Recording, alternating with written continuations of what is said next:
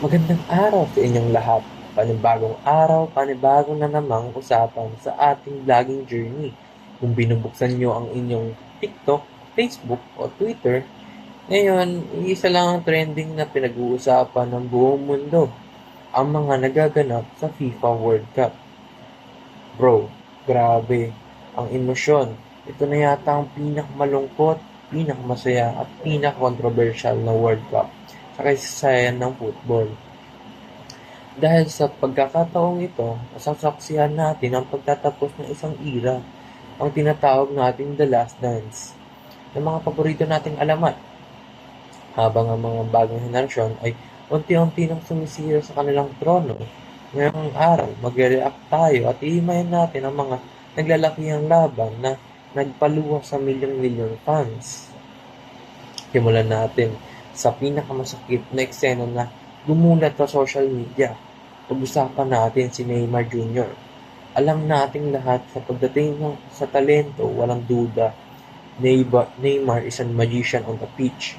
Bago simula ang tournament na to, usap-usapan na ito ang huling World Cup na lalaruin niya para sa Brazil. At kitang-kita naman sa laro, di ba? Lumaban si Neymar hanggang sa huling patak ng pawis niya. Sa huling laban nila, nakita natin kung paano niya binuhat ang team. Umiscore siya ng isang napakagandang goal.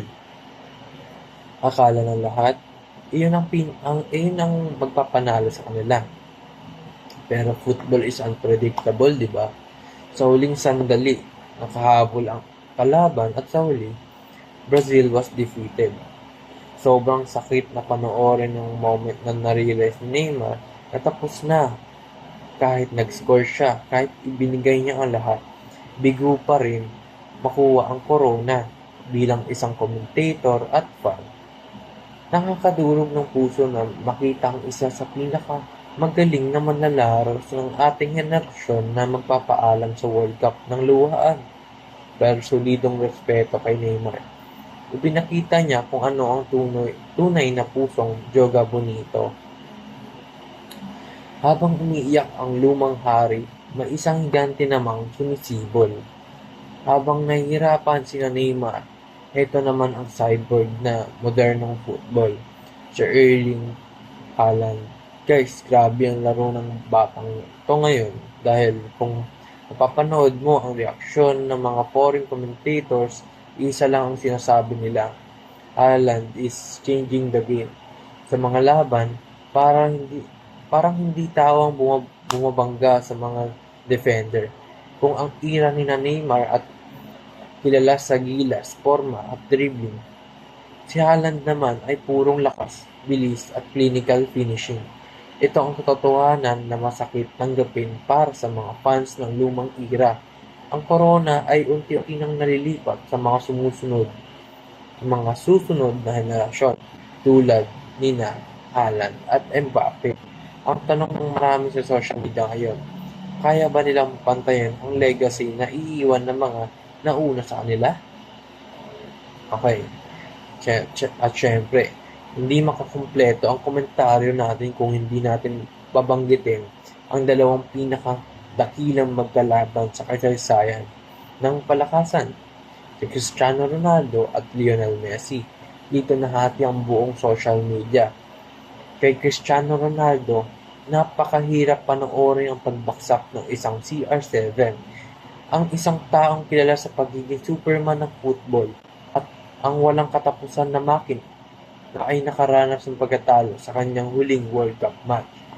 Nakita natin siyang umiyak habang naglalakad sa tunnel. Isang malaking sampal sa katotohanan na kahit ang pinakadisiplinado at pinakamalakas na atleta ay hindi kayang talunin ang oras. Ngunit sa kabilang banda, ang kanyang mortal na kalaban na si Lionel Messi patuloy ang paglipad. Kung saan nabigo ang iba, doon naman nagtagumpay si Messi. Ang kanyang koponan ay nanalo at ang buong mundo ay sumisigaw na yata na siya ang opisyal na GOAT, greatest of all time. Ang bawat hawak niya sa bola, ang bawat pasa, parang may kasamang Maika. Pero alam nyo kung ano ang pinakamagandang Rito, mga ka-vlogger, manalo o matalo, may kanya-kanya tayong paborito. Kung ikaw ay fan ni Ronaldo, fan ni Messi, o fan ni Neymar, hindi na babawasan ang kadaklangan ng idolo mo dahil lang sa isang laro o isang tournament. Sila ang nagbigay sa atin na halos ng 20 taon ng kasiyahan sa football. Kaya naman, malaking respeto sa lahat ng fans sa buong mundo. Kayo, ano ang reaksyon nito? Ano ang reaksyon niyo sa mga nagaganap ngayon sa World Cup? Sino sa tingin niyo ang magtataas ng huling trepeyo? At para sa inyo, sino ba talaga ang tunay na GOAT? Isulat niyo ang inyong mga saloobin at opinion sa comment section sa ibaba. Mag-usap-usap tayo riyan.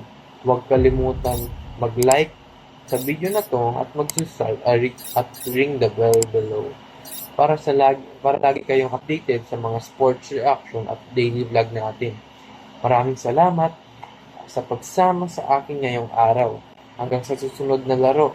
Kain tayo. Bye!